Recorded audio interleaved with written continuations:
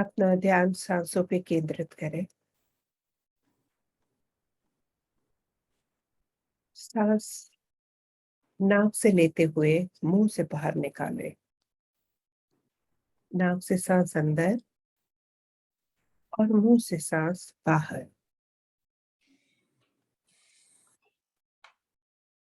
नाक से सांस लेते हुए ये धारणा करें कि दुनिया की जितनी भी अच्छाइयां हो वो सब मेरे अंदर ग्रहण हो जाए, सब मेरे अंदर समा जाए।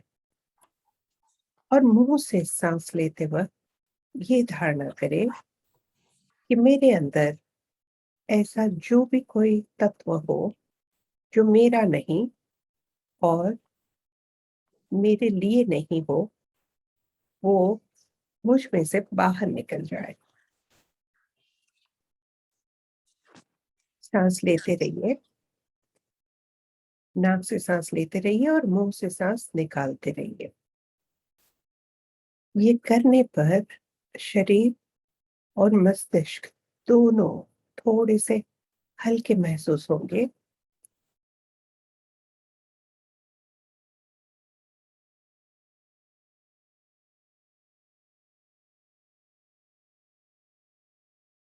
और आपका मस्तिष्क जब बिल्कुल हल्का लगने लगे तो ये बंद कर दीजिए, या तो 7 बार इस प्रकार से सांस लेने के बाद आप बिल्कुल नॉर्मल तरीके से वापस अपनी सांसें ले सकते हैं।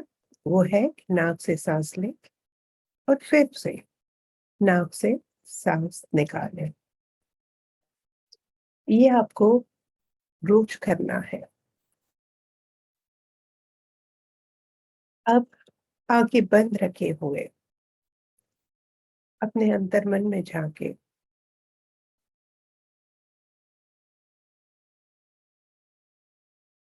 अब अपना ध्यान अपने उच्चात्मा के साथ जोड़ दें।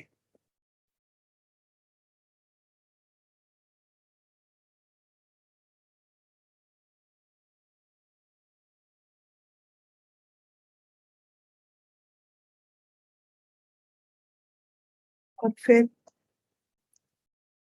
परम चेतना के साथ जोड़ दें।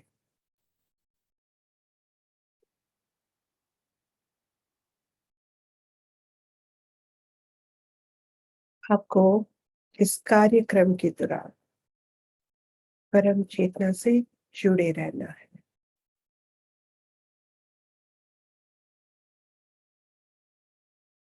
परम चेतना से आशीर्वाद मांगे, शुभकामनाएं मांगे।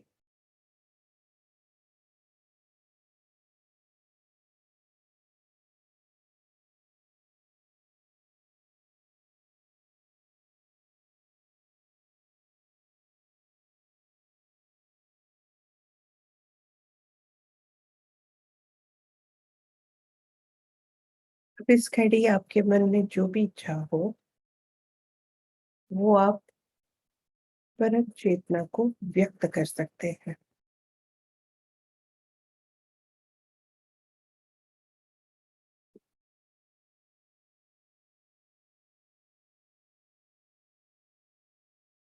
धीरे धीरे अपना पूर्ण ध्यान अपने शरीर में वापस ले आइए।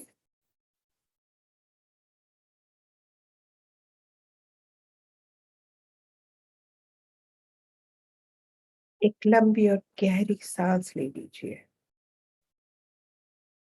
और अपनी आंखें खोल दीजिए।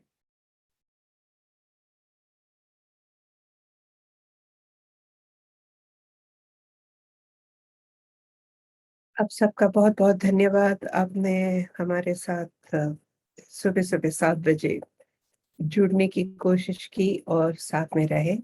यही बहुत कुछ बता देता है कि आप कहीं ना कहीं जिंदगी में एक अच्छा कदम बढ़ाने जा रहे हैं।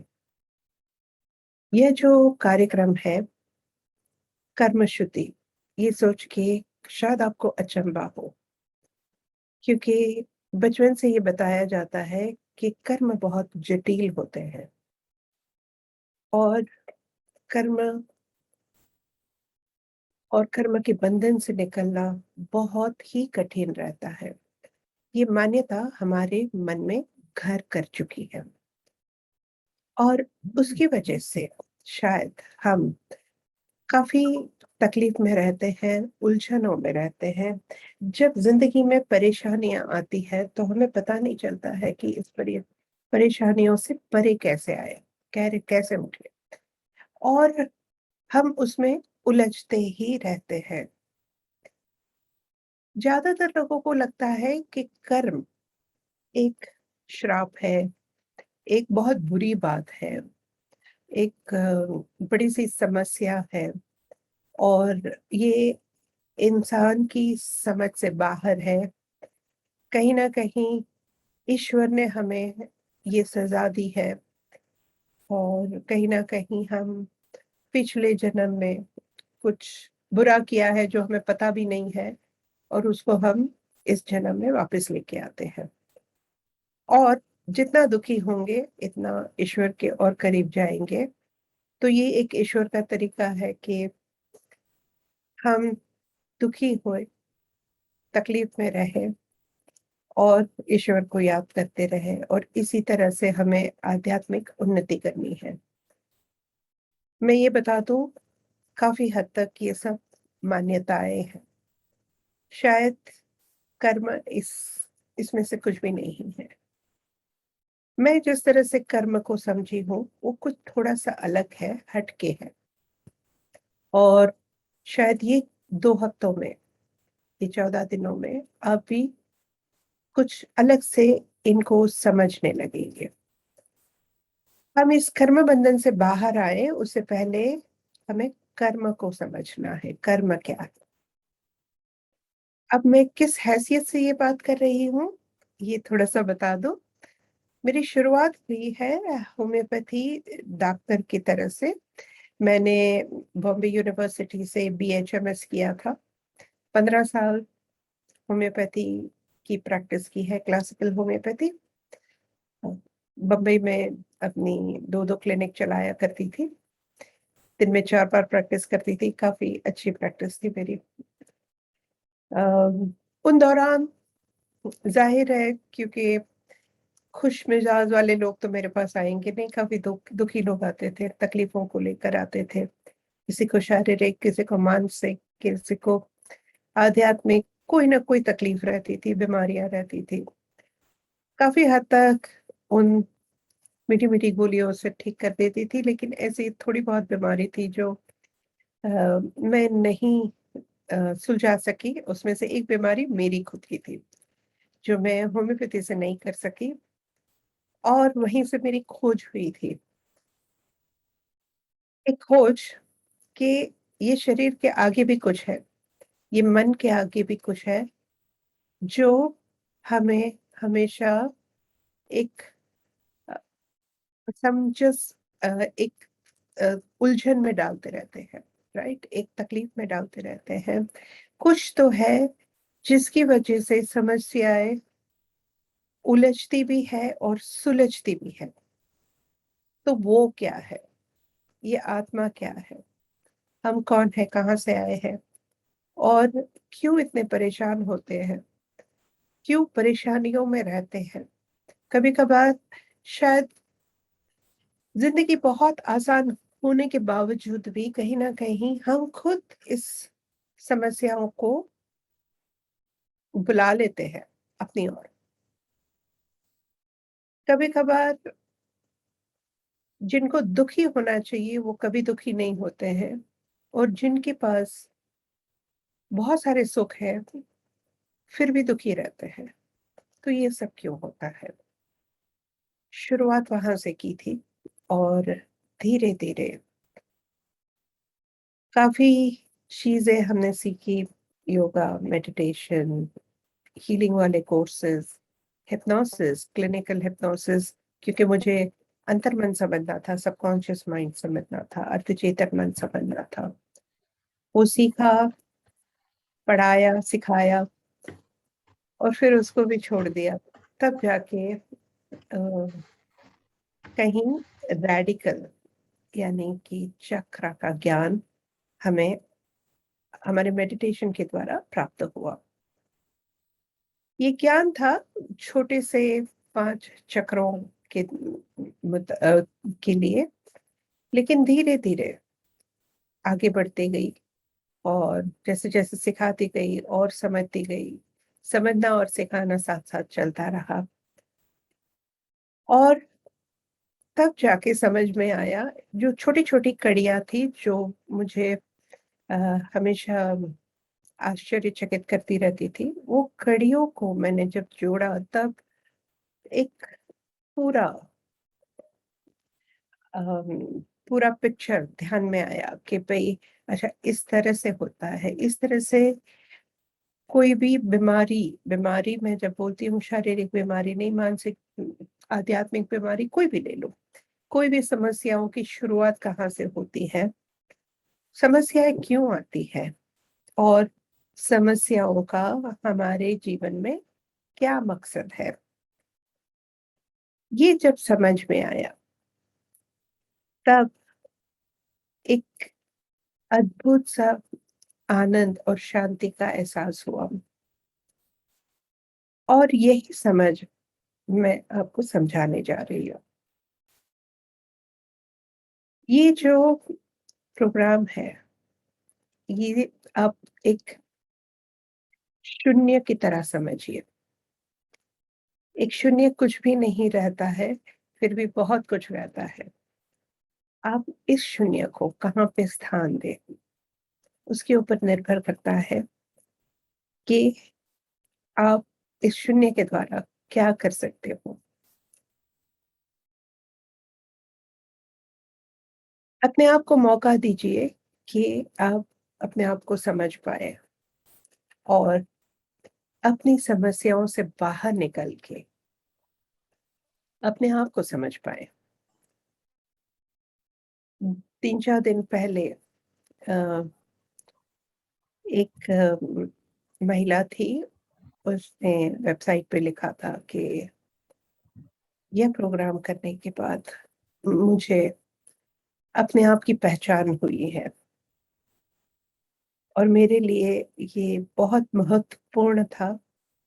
ये समझ बहुत महत्वपूर्ण थी कि कहीं ना कहीं समस्याएं इसलिए भी है कि हम अपने आप की पहचान भूल गए हैं, अपने आप को पहचान नहीं पा रहे हैं। आपको अपने आप को पहचानना है, लेकिन ये पहचान के लिए ये अनिवार्य है कि हम बाहर के सभी आवरणों को दूर करें। हम बहुत सारे आवरणों में इतने उलझ गए हैं कि अपने आप को पहचान भी नहीं पा रहे हैं। आपको अपने आप की पहचान करना है। जब आप पहचान करेंगे, आपको कर्म क्या और कोई भी बंधन नहीं लगेगा। तो चलो शुरुआत करते हैं। सबसे पहले समझने की कि कर्म क्या है। कर्म ये सफरिंग नहीं है, दुख नहीं है, पीड़ा नहीं है। ये एक तरीका है कि हम जो अनुभव दूसरों को दे, वही अनुभव आप खुद एहसास करें, ताकि आपको पता चले कि आप जो कर रहे हैं उसकी असर क्या हो रही है। हमारी आत्मा है, वो अनुभव करने के लिए इस धरती पर आई है। आत्मा को अनुभूति और अनुभव दोनों की जरूरत है, और इस अनुभव करने के लिए कहीं ना कहीं पूरा सा पूरी तैयारी होती है जन्म से पहले से। और हम काफी सारी प्रक्रियाएं, प्रोग्राम्स साथ में लेकर आते हैं। मैं अंग्रेजी शब्द यूज करती हूँ प्रोग्राम, क्योंकि हमारा जो मन है, अर्धचेतन मन, वो ठीक कंप्यूटर के जैसा है और उसको प्रोग्राम किया गया होता है। जैसे कोई चार्टर्ड अकाउंटेंट रहेगा, उसका कंप्यूटर अलग से प्रोग्राम होता है। जो गेम खेलने वाले हैं, उसका कंप्यूटर अलग से प्रोग्राम होता है। और कोई आर्किटेक्ट हो तो उसका प्रोग्राम अलग से होता है। कुछ इसी तरह से जीवन में एक प्लान रहता है और वो प्लान के मुताबिक हम अपना प्रोग्राम लेकर आते हैं। अब क्या इसका संबंध हमारे पुनर्जन्म से है, पिछले जन्मों से है? मैं यही कहूंगी पिछले जन्मों से है और नहीं भी है, क्योंकि जब आते हैं हम तो हमें ऐसा लगता है कि हम अलग हैं, लेकिन हम जाते हैं तो समंदर में एक बूंद की तरह समा जाते हैं। तो जो उच्च चेतना है वो एक समंदर के जैसा है। हमारी आत्मा एक बूंद के जैसी है। वो समंदर में जाती है, समा जाती है, विलीन हो जाती है, और जब वापस आते हैं और शरीर में समाते हैं तो वापस हम भूल जाते हैं कि हम वो समंदर का एक हिस्सा है। जो कर्म हम लेके आते हैं वो समंदर के हैं, और फिर भी ऐसा लगता है कि हमारे खुद के हैं। तो ये कर्म होते क्या है? वो एक किस्म के प्रोग्राम रहते हैं। अगर हमें समझना है तो 3 चीजों से समझ सकते हैं। कर्म अच्छे भी होते हैं, बुरे भी होते हैं। अच्छे या बुरे हमारी समझ के ऊपर आधारित है।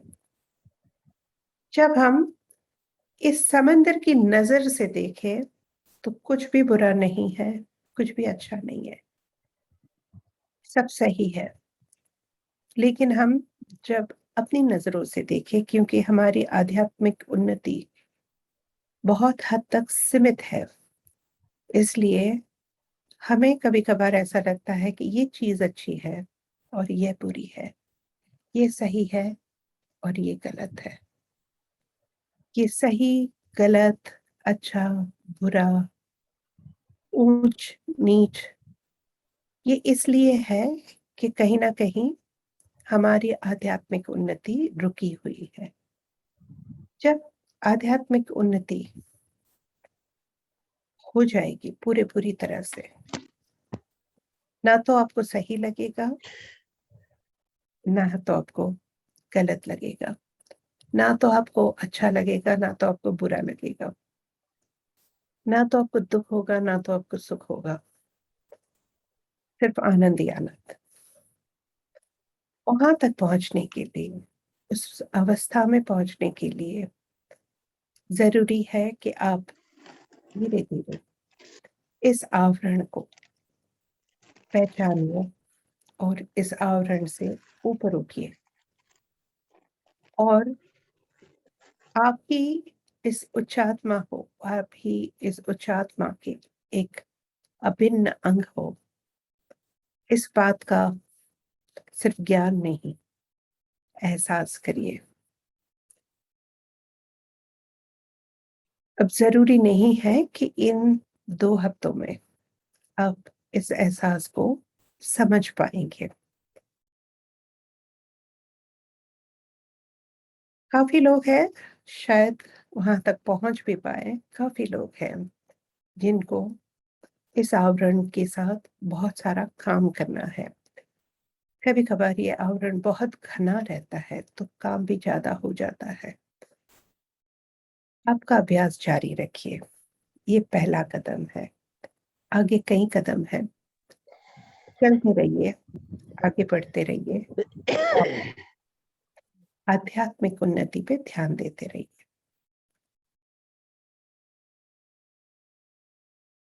कर्म एक अनुभव की जरूरत है।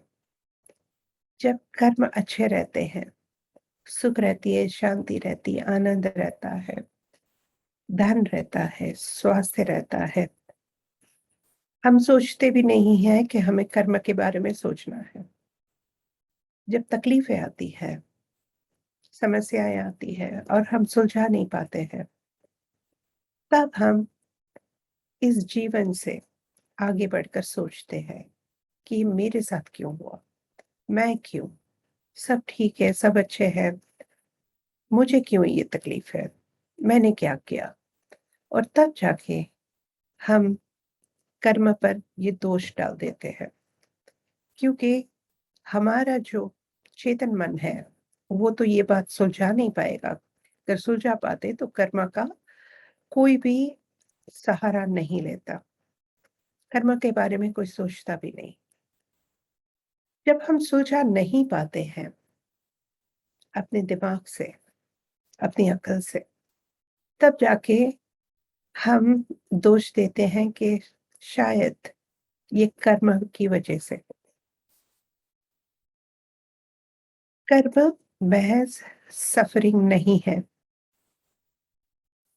दुःख नहीं है। कर्म एक अनुभव का एहसास है। वही अनुभव जो आपने औरों को दिया है, आपको ये अनुभव खुद अनुभव करना है।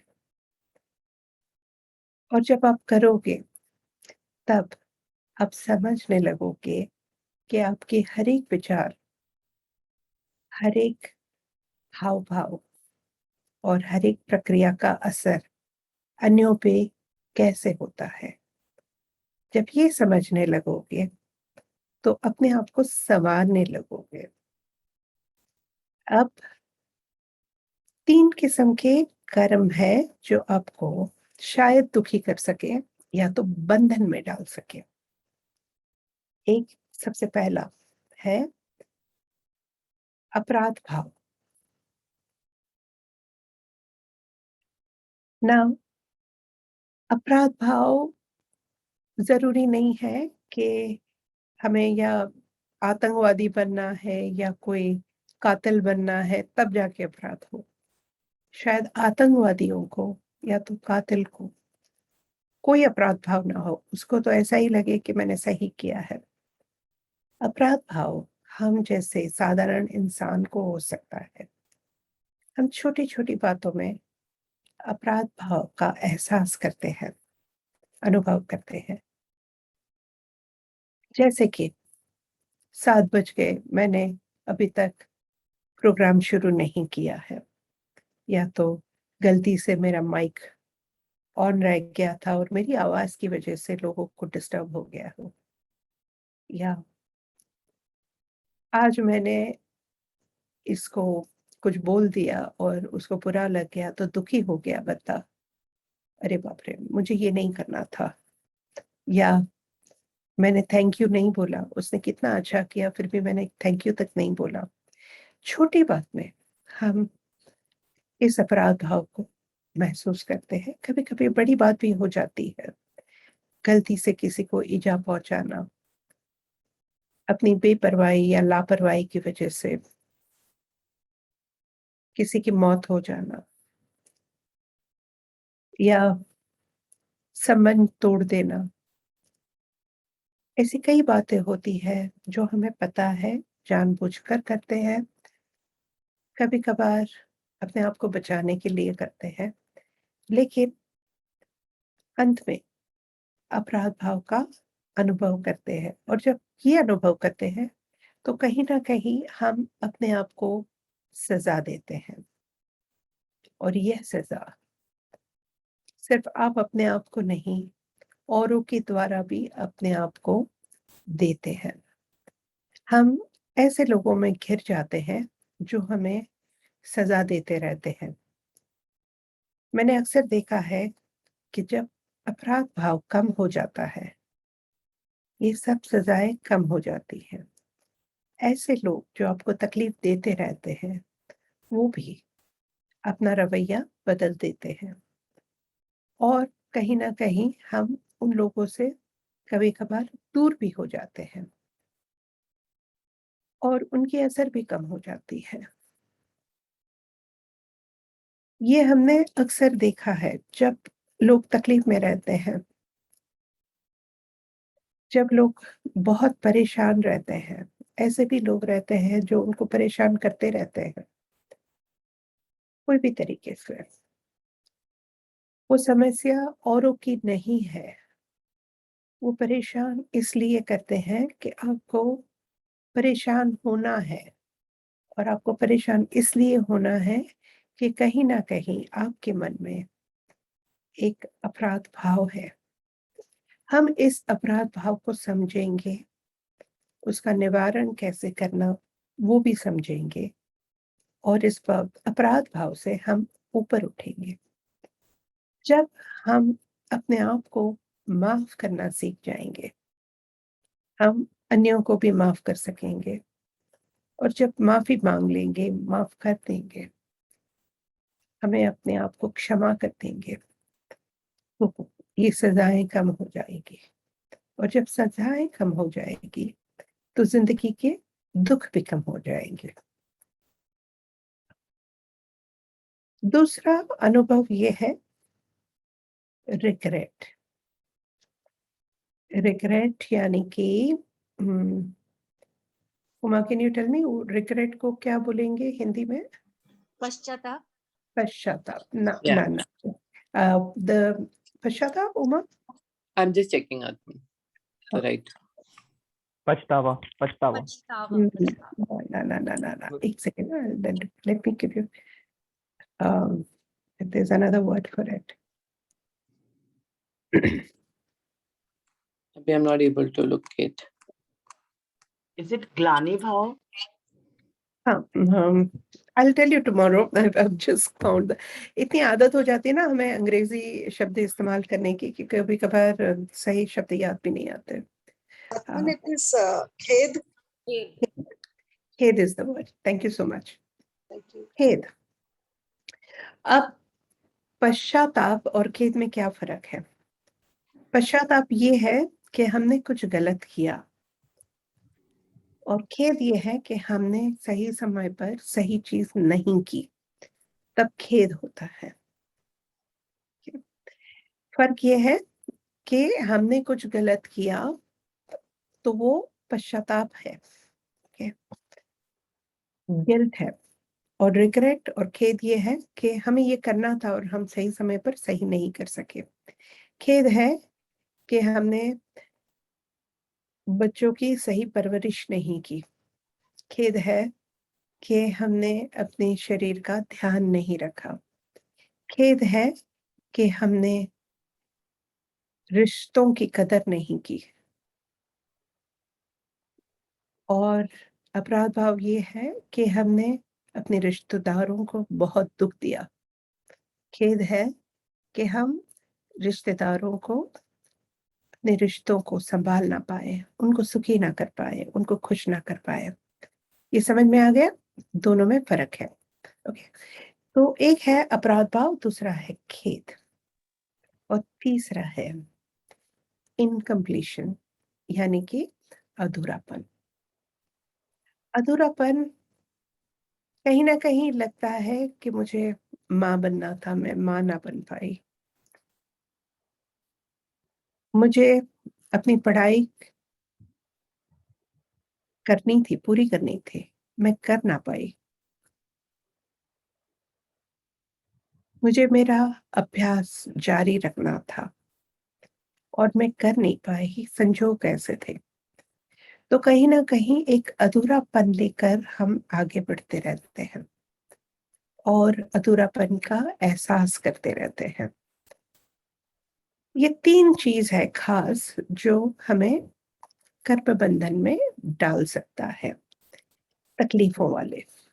सो जब अपराध भाव रहता है, अपने आप को सजा देते हैं। जब रिग्रेट यानी कि खेद रहता है, हम और भी अपने आप को बेहतरीन बनाने की कोशिश करते हैं। जैसे कि मैं अपने हेल्थ यानी कि तबीयत की कदर ना कर पाई, तो अब जाके एक आदत सी हो गई है, एक मजबूरी हो गई है कि मैं सुबह से रात तक अपने शरीर के लिए कुछ ना कुछ करती रहती हूँ। तो वो जो तरीका है, वो जो आपका एक जीवन जीने की शैली बन जाती है, वो शायद वो खेद की वजह से है।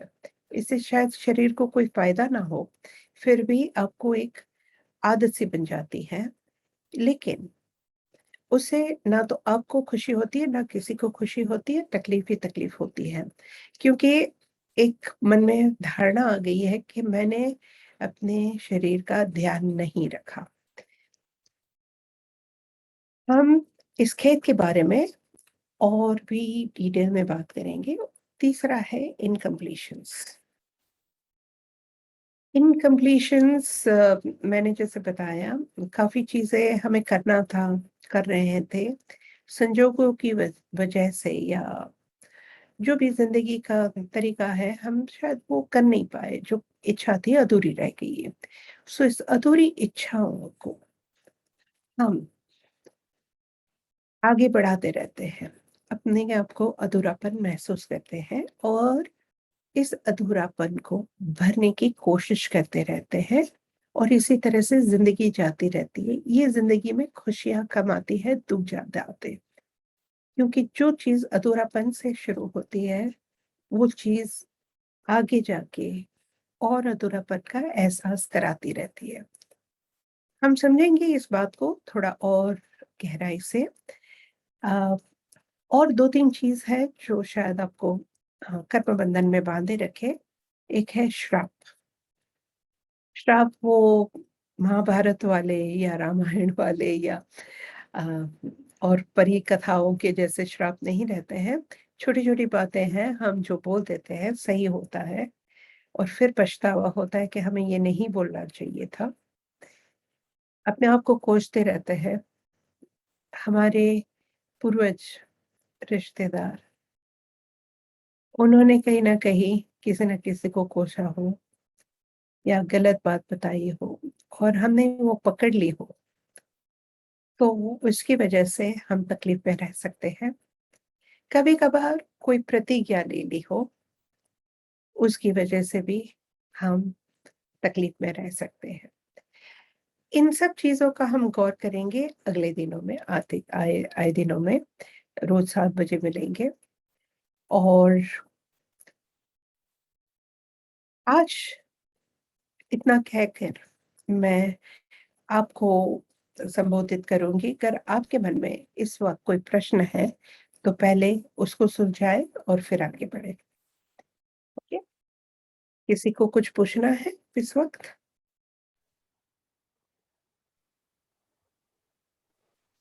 अ, नमस्ते, मुझे पूछना है। हाँ जी, रजनी बताइए। जैसे आपने कहा हम अधूरेपन का हमें एहसास होता है, तो क्या हम अपने आप में ही पूरे हैं या नहीं? क्यों हमें दूसरे की ज़रूरत पड़ती है अपने आप को खुश रखने के लिए? कि हम अपने आप में पूरे हैं और नहीं भी है। पूरे इसलिए हैं कि हम संपूर्ण बन के आए, संपूर्णता से आए हैं और संपूर्णता में वापस जाएँगे, संपूर्णता का एहसास करेंगे। लेकिन अगर हम संपूर्णता का एहसास करेंगे, तो कभी हम जो अनुभव के लिए आए हैं, उस अनुभवों को शायद हम अ, एंटरटेन ना करें या होने ना दें, है ना? अगर आप पूर्णता का एहसास करोगे, तो आपको खुद को ये डर है कि शायद आप समाज के साथ ना रहो, हुँ, लोगों के साथ ना रहो और लोगों के साथ जुड़े हुए जो आपके अनुभव है और अनुभव की ज़रूरत है आपकी आत्मा को, वो पूरी ना हो। इसलिए हम समझते हुए अधूरापन का एहसास जारी रखते हैं। तो जैसे ही कुछ करते हैं, थोड़े समय के लिए संपूर्णता का एहसास होता है, वापस हम हुँ, अपने आप को अधूरा पाते हैं। हुँ, तो ये बहुत ज़रूरी है कि हम कुछ ना कुछ करें, आगे बढ़ते रहें। इसलिए हम कर्म का सहारा लेते हैं इस तरह से, ताकि हम शिथिल ना हो जाए। और शिथिलता ये विश्व में अलाउड नहीं है।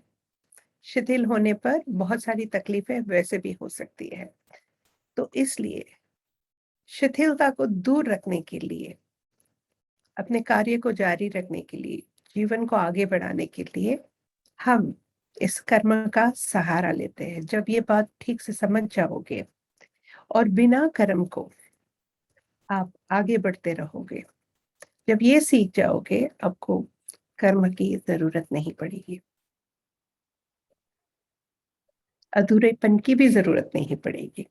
जब ये समझ जाओगे कि मुझे मेरे फैमिली के साथ, रिश्तेदारों के साथ रिश्ता बनाए रखना है, इसलिए नहीं कि मैं अधूरी, इसलिए कि हम सब संपूर्ण हैं और हम साथ में सहवास के लिए आए हैं, रिश्ता बनाए रखने के लिए आए हैं, हम एक दूसरे को मदद करने के लिए आए हैं, एक दूसरे को प्रोत्साहित करने आए हैं।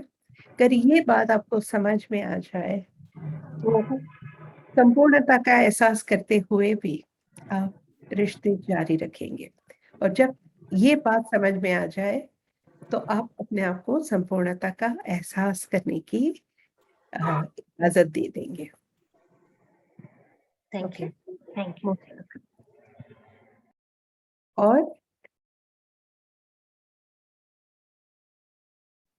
और कोई प्रश्न है?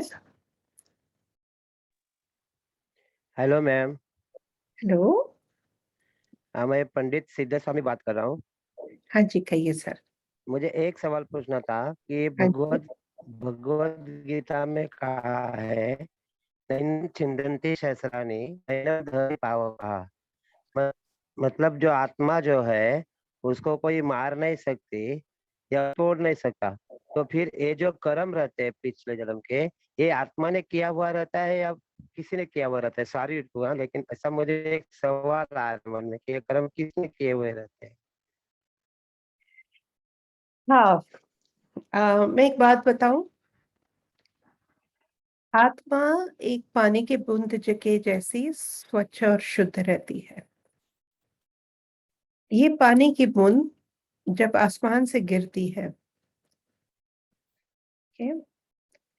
या तो नदी और नाली में जाए, या तो केमिकल वाली रसायन की फैक्ट्री में जाए, या मंदिर में भगवान के चरणों पर जाए, बूंद बूंद रहती है। लेकिन जो कंटामिनेशन होता है, जो उसके साथ जुड़ता है, उसकी वजह से वो या तो इत्र बन जाती है, या प्रसाद बन जाती है, या गंदगी बन जाती है। वही बूंद जब बादल बन के वापस जाती है, समंदर में जाती है, समंदर से वापस बन के बादलों में जाती है, और वही वापस आती है। हम जब आते हैं, हमारे साथ क्या जुड़ता है, वो जुड़ान से हमारी फितरत बदलती है। Right right right. अब हम अपने आप को इस जुड़ान से अलग समझ पाए, अपने आप को पहचान पाए, अपने आप को आत्मस्वरूप महसूस कर पाए, तो क्या जुड़ान है, उससे आपको कोई फर्क नहीं पड़ेगा, उससे तकलीफ भी नहीं होगी। क्या मैंने जवाब दिया आपका सही? Thank you ma'am, thank you, बराबर है, सही है। Okay.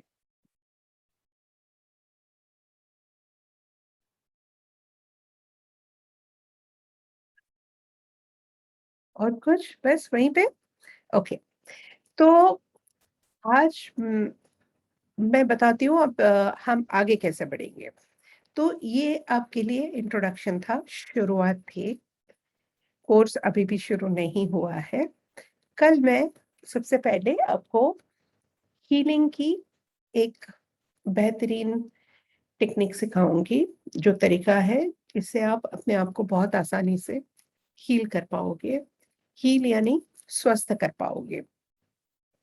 जो अंग्रेजी लफ्ज है हीलिंग, वो उसका सही मायने में जो मीनिंग है, अर्थ है, वो ये है कि अपने आप को संपूर्ण करना।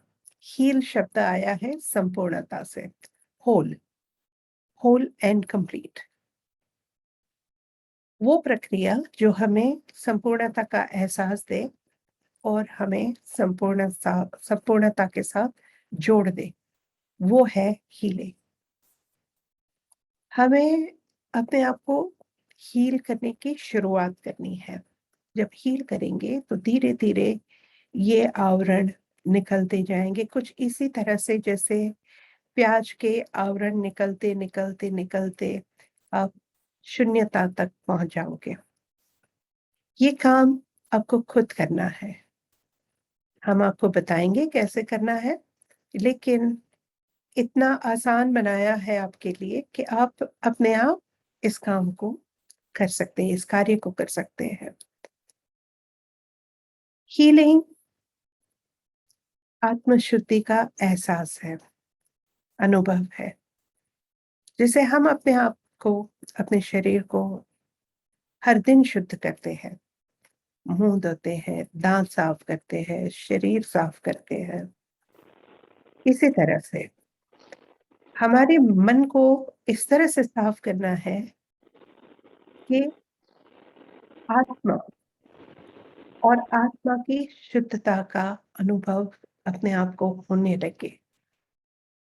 शायद ये काम हमने सालों से नहीं किया है, और अगर नहीं किया है तो ये अनिवार्य है कि आज से आप शुरू करें। कम से कम आज से ये बात ठान लें। अगर आपको कोई भी हीलिंग का तरीका पसंद हो, आप शुरू कर दें, जारी रखिए। मैं आपको एक बहुत ही आसान हीलिंग का तरीका सिखाऊंगी कल से, ठीक है? और शुरुआत हम वहीं से करेंगे। और जब ये शुरुआत करेंगे तो सबसे पहले आपको मन की शांति का एहसास होगा। जब मन शांत रहता है, हमें हर एक प्रश्नों के जवाब मन से ही मिल जाते हैं, कहीं नहीं ढूंढने पड़ते हैं। लेकिन जब मन अशांत होता है तो सीधे साधे प्रश्नों का जवाब भी कभी कभार नहीं मिलता है। सबसे पहले ये जरूरी है कि हम अपने मन को शांत रहने और अविचलित रहने का एक अनुभव दें। और ये होने के बाद हम धीरे धीरे अपना कर्म रूपी आवरण को पहचान पाएंगे। और जब पहचान पाएंगे तब इस आवरणों के अंदर अपने आप को झांक पाएंगे। आज ये परिस्थिति है कि हम हमारी पहचान उस आवरणों के द्वारा करते हैं। हकीकत यह है कि हम ये आवरण नहीं है, ये महज ही एक आवरण है और हम नहीं है। ये समझना बहुत जरूरी है। उम्मीद है कि इन 2 हफ्तों में आप धीरे धीरे अपने आप को पहचानने लगेंगे और इस आवरणों को या तो दूर कर पाएंगे या तो आवरणों के बावजूद भी अपने आप को समझ पाएंगे। साथ में जुड़ने के लिए शुक्रिया, धन्यवाद। और कल मिलेंगे 7 बजे। व्हाट्सएप का ग्रुप चालू रहेगा और कोई भी प्रश्न हो कल जरूर बेझिझक पूछिए। और हम कोशिश करेंगे कि हो सके इतना आपकी समस्याओं का समाधान करने की कोई ना कोई उपाय बताते रहे। Thank you. नमस्ते। थैंक यू, धन्यवाद, धन्यवाद, नमस्ते। Thank you, Adnan. Thank you. Thank you.